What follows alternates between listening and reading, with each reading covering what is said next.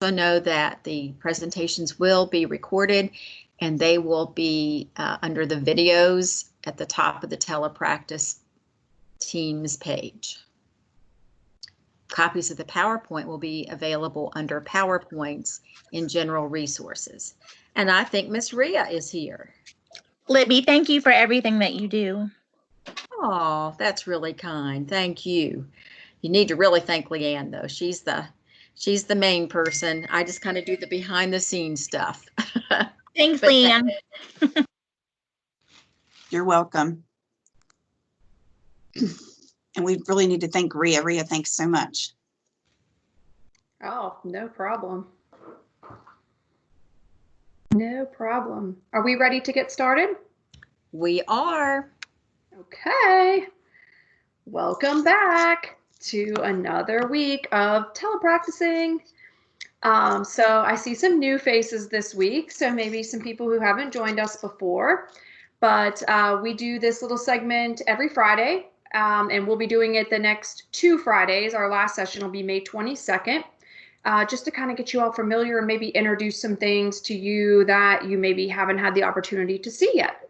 So our telepractice tip of the week, our little tech tip of the week, is to make sure that you prepare your activities ahead of time.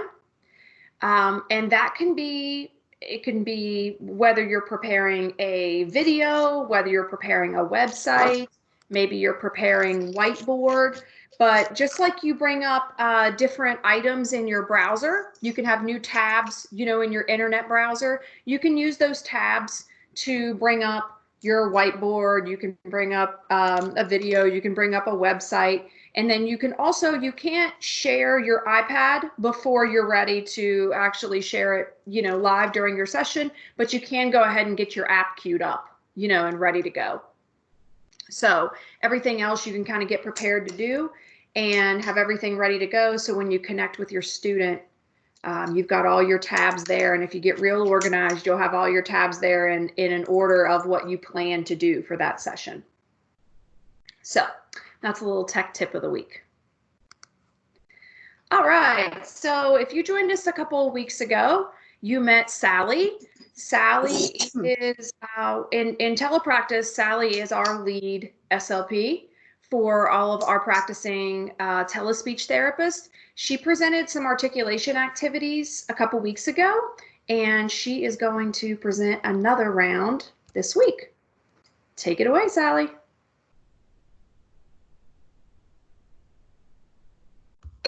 Okay, am I muted or am I good?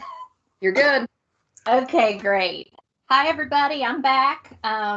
This week, my tip is going to be pretty simple. And the reason I wanted to do that is that I have noticed since this is becoming a platform that everyone has to use right now, it can be a little bit overwhelming. I'm part of several groups on Facebook, and there's some people that are really spending a lot of hours on prepping. And I'm not being negative towards that at all. But what I want to show is that you can still have a very successful and fun session with a student and not necessarily have to have all the bells and whistles. I absolutely think it's wonderful. There's been a lot of people that are creating some green screens behind them with Zoom backgrounds and doing all kinds of neat things. Have at it. I think that's great. I'm going to explore that myself. But today I just kind of wanted to show you that you can really just pull up your whiteboard, and Teams and Zoom both have that. I'm not sure about the other platforms, but the two main ones that seems everybody's using around here have that whiteboard possibility. So all you have to do is click on share your screen, and it'll give you the choice of a whiteboard.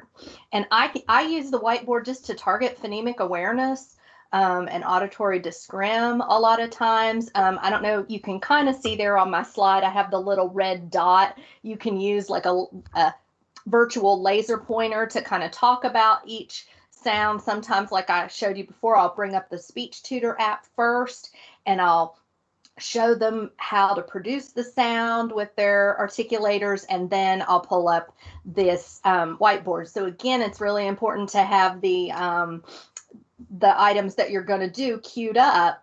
And actually with the whiteboard, like Rhea touched on, you can do this ahead of time when you're just by yourself in a session. And then when you pull up, it just kind of automatically is there unless you erase it. It won't delete. So I might be working with one student and work on the whiteboard. And when I pull it up with the next student, this is still on there. So you can go ahead and go to the next slide, Rhea. I also use, you can see the little check mark there. If the child is able to annotate, if they are on pretty much anything but a Chromebook, they can.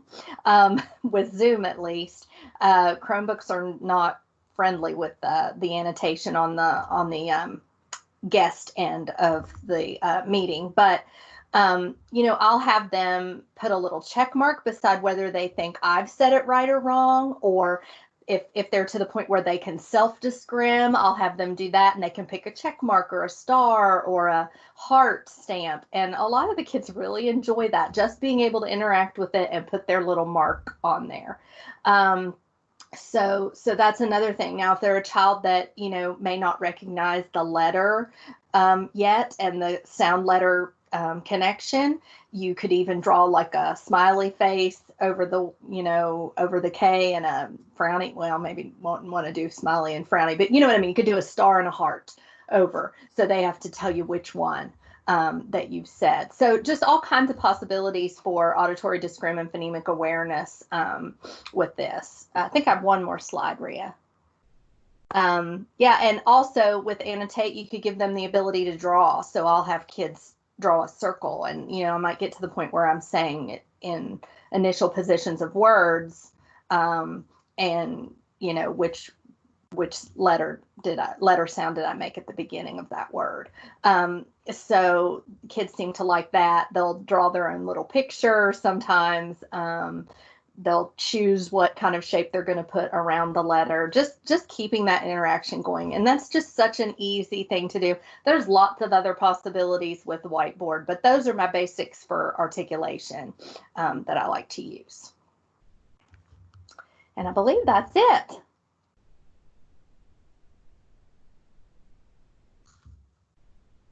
You're still muted, Rhea.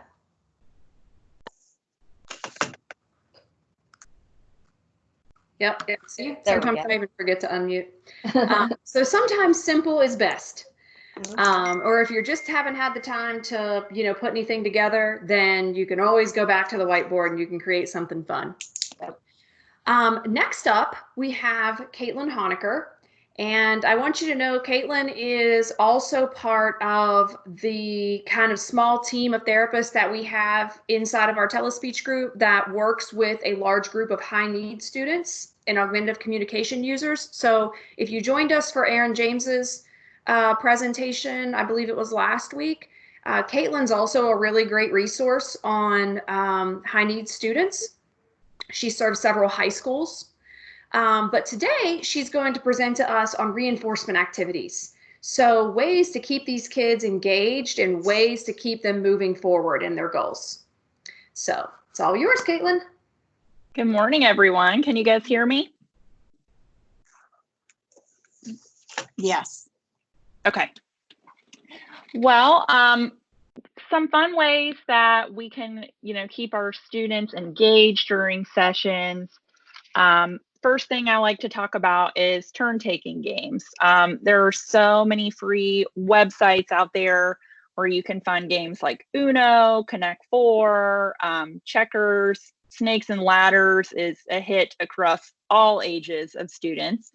And these are fun games that can be played either as a reward or even just while you are doing your session, after every 2 or 3 targeted sounds or language concepts, let them take a turn in Uno or Connect Four. A free website I found is, I believe it's said Poki.com, P-O-K-I.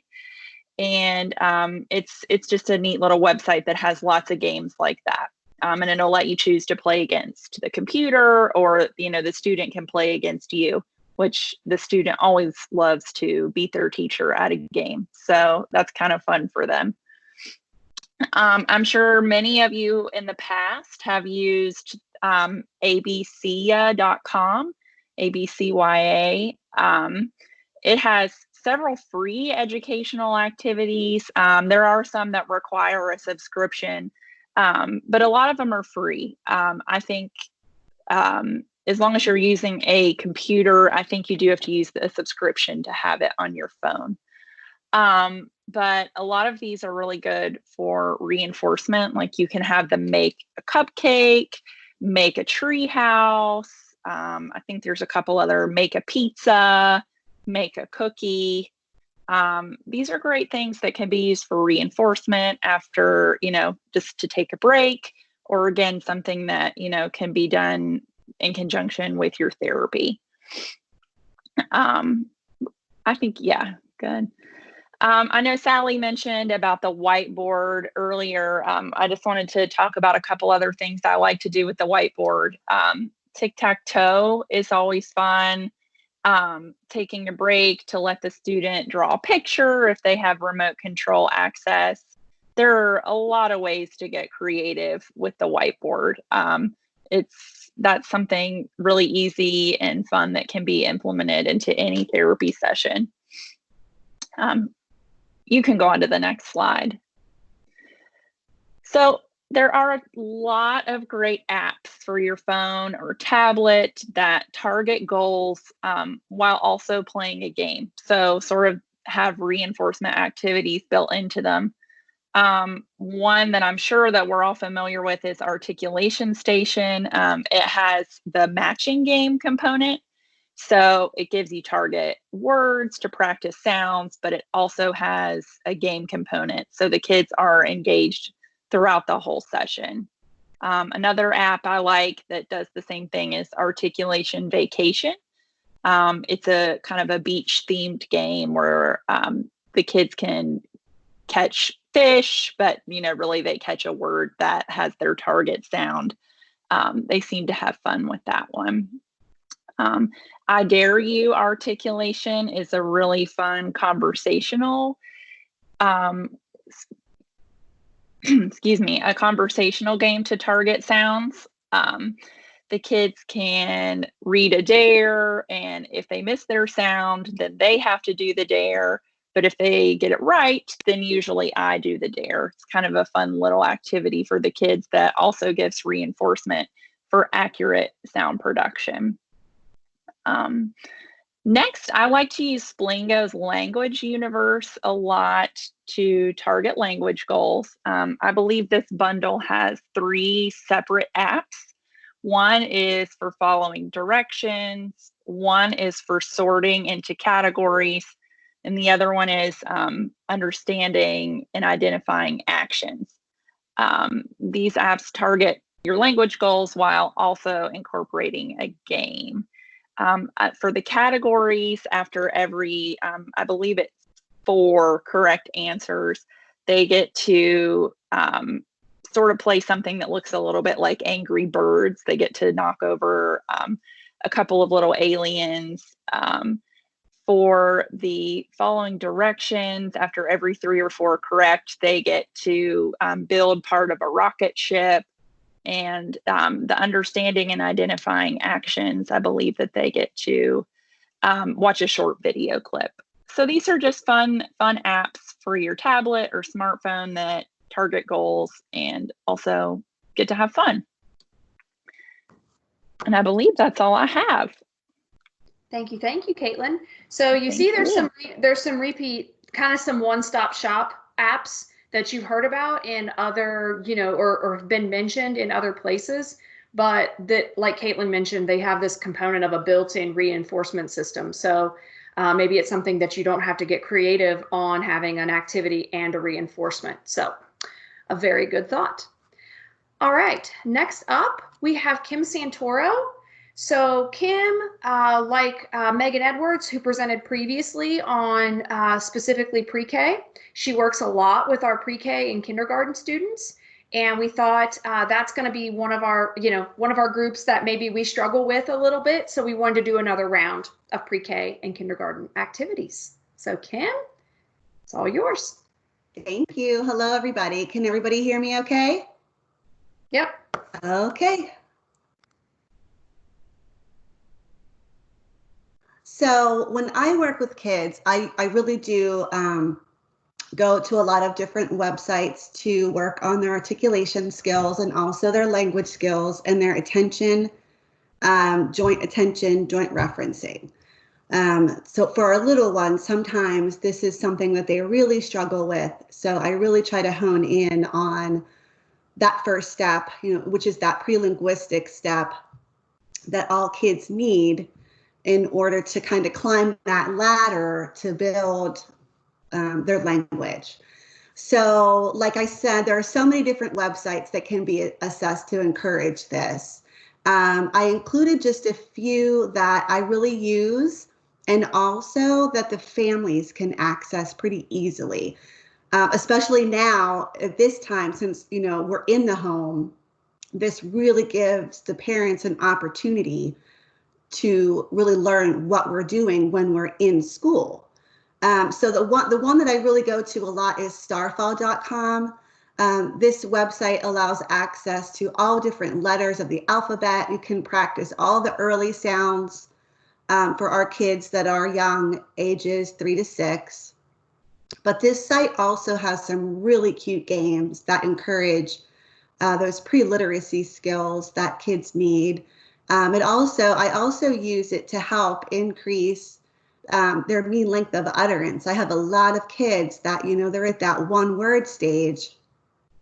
And yeah, it's great, but you have to teach them, well, you just can't use one word in order to get what you want and in order to have people understand your needs. And I also like this because it focuses on a lot of core vocabulary words and not necessarily the fringe vocabulary of nouns. But you can also use it for joint attention, and it really helps to keep their engagement. And it's family friendly, it's easy to access, and it's free. So that's key for parents. When they can use the computer for 5 to 10 minutes with a free website with their kid during this time, I think it's great. And I do encourage parents to practice, but I don't want them to be stressed out, especially during this time. I feel like everybody's really stressed. And I always make sure, yes, I definitely want you to carry over these skills, but please just do it 5 to 10 minutes whenever you have a moment. You don't have to have them sit in front of the computer for 30 minutes to an hour when speech is not in session. And this app is just so quick and easy. And it's a lot of fun for the kids, and it's colorful. It really keeps their attention. Another website that I like is IXL. It's a good website, and it really addresses our kindergarten needs.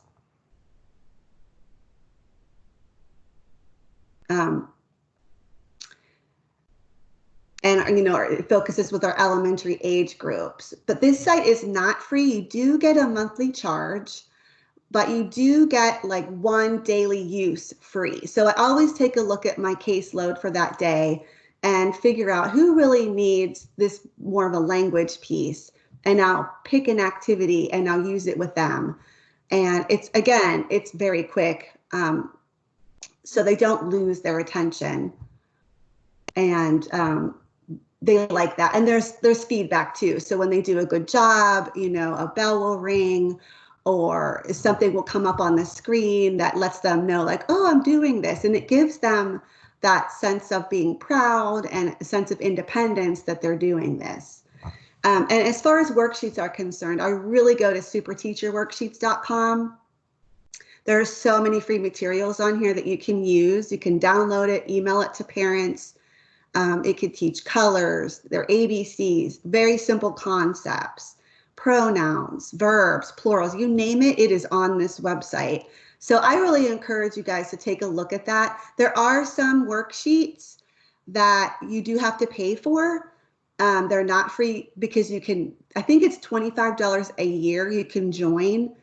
And then you have access to the whole website. But honestly, I've never done that because there are so many freebies on here that you really don't have to. So Ria, you can go to the next slide.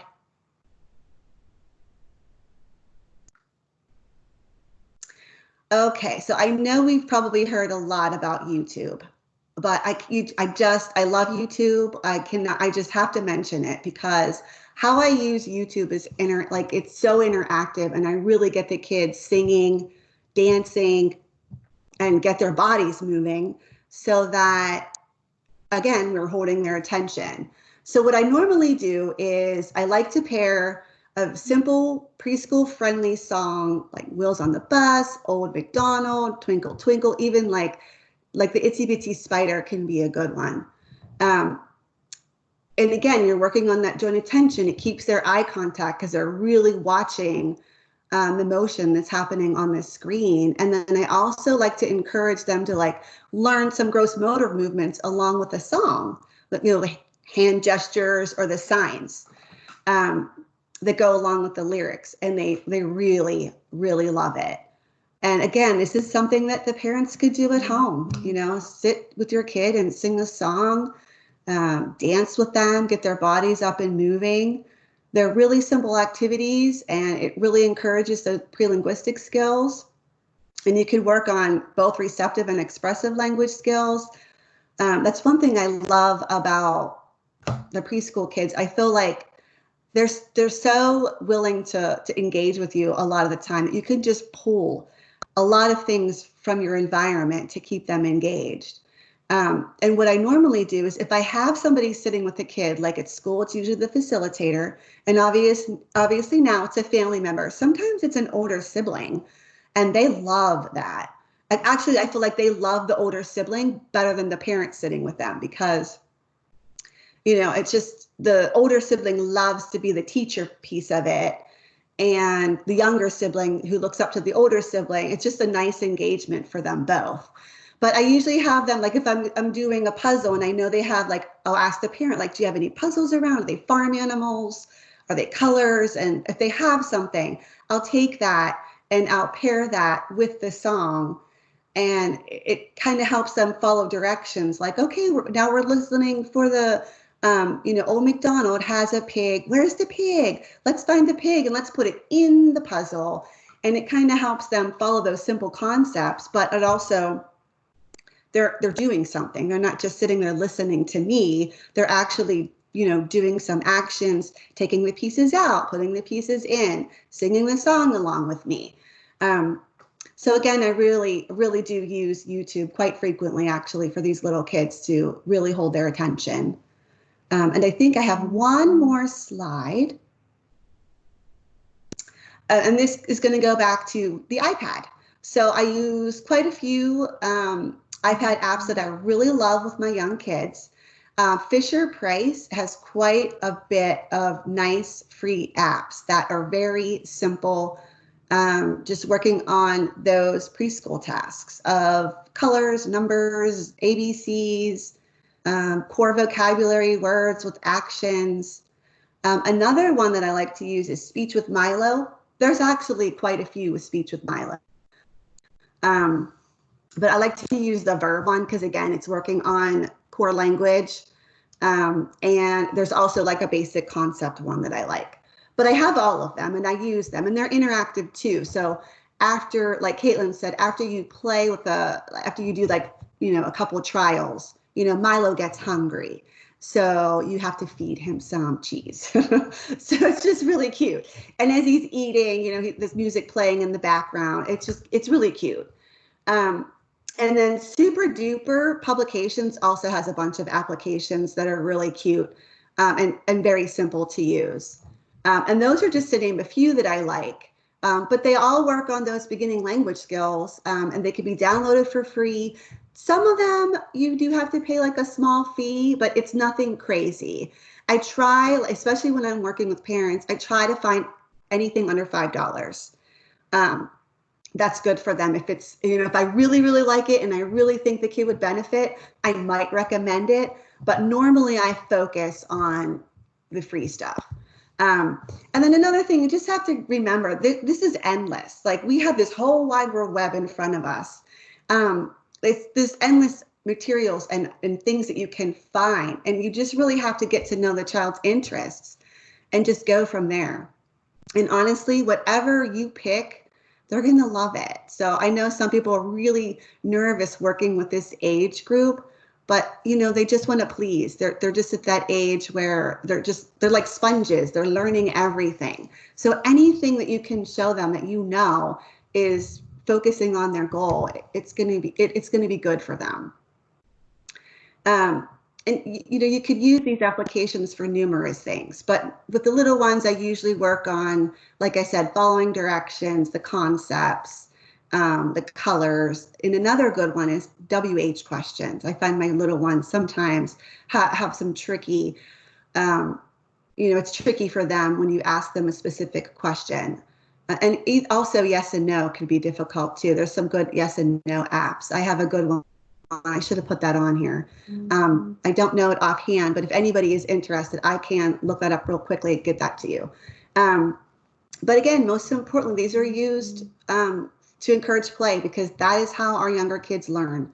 They learn through play. And the most important thing about choosing your activities is just to have fun with it. If you're having fun, the kids are going to have fun, and you're going to have them engaged, and their learning is going to be endless. So that is my last slide. All right. Well, I want to tell you two things before we go to questions. When you get the post to this PowerPoint presentation, the items and the resources that are websites, those are actually links within the PowerPoint presentations to those websites.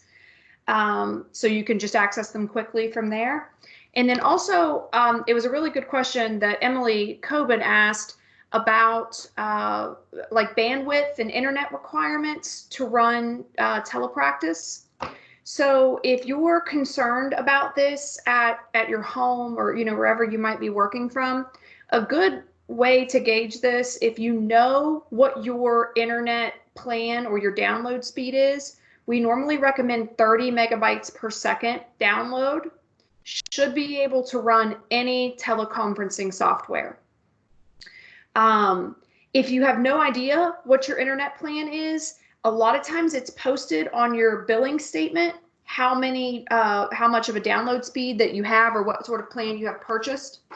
But you can sort of figure this out on your own. There's a free app called Speed Test that you can download, and it'll actually test your Wi-Fi download speed for you, so you can figure it out that way. Or a really easy way is if you have smart TVs or gaming systems in your home and you have no trouble streaming apps like Netflix, Disney Plus, especially Disney Plus, because I feel like that app, it requires a lot more than some of the others. But if you can stream those types of things without issue in your house, then you should be good to go for a teleconferencing software. But that was a really good question that we had never talked about before. Okay.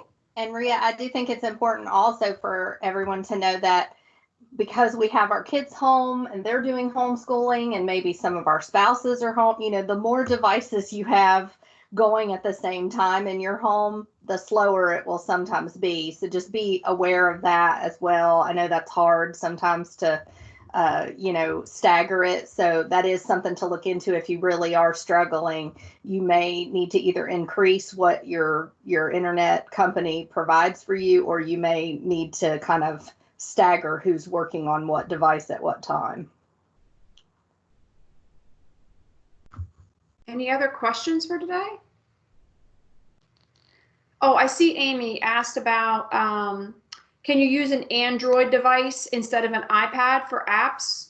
And I don't think you should have any issue using an Android device to share.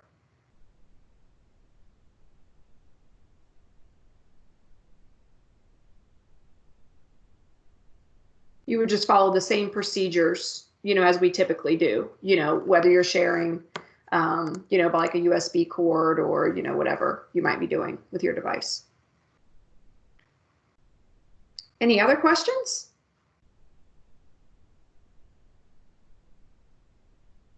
Well, if you're thinking of some, next week we're going to focus on, we're going to go back to our high needs students, and we're going to present a couple of more resources for our high needs students.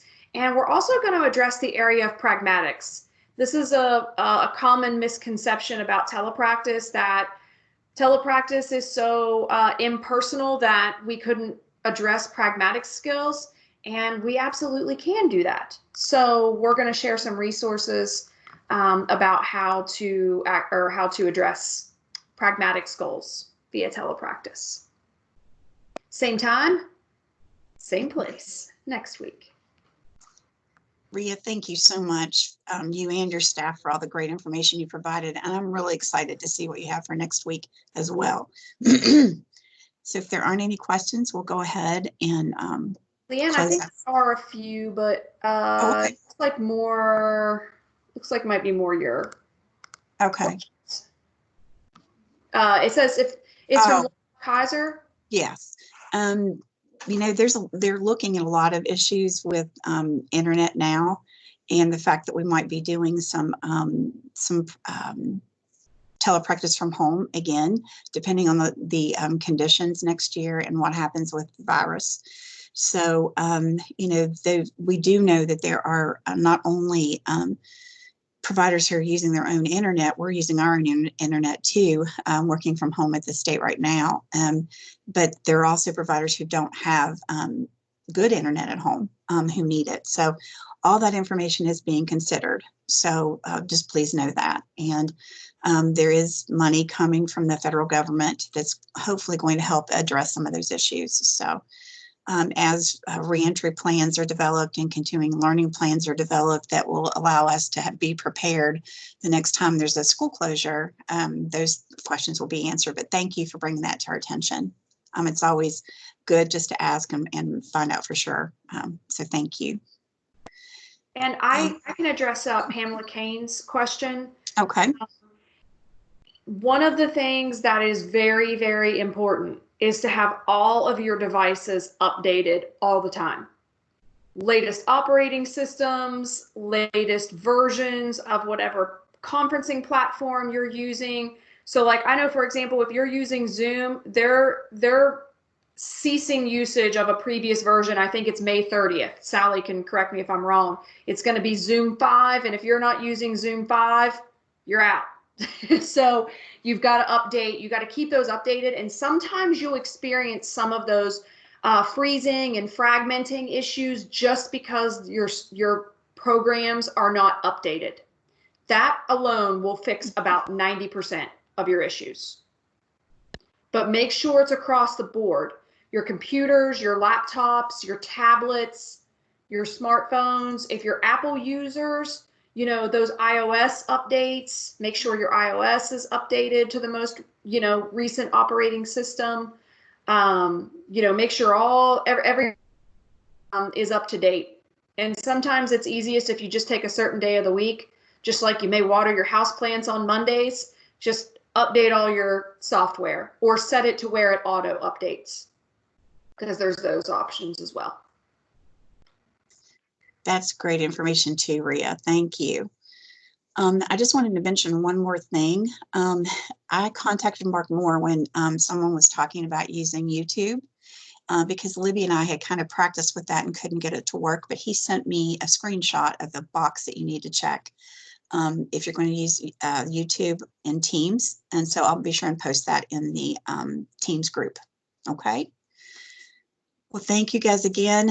And thank you therapists who are on here for all you do for your students. I know this has all been a challenge, but as usual, you guys have risen to the challenge and continue to rise. So thank you so much for the job you do. Have a great weekend and watch out for the snow.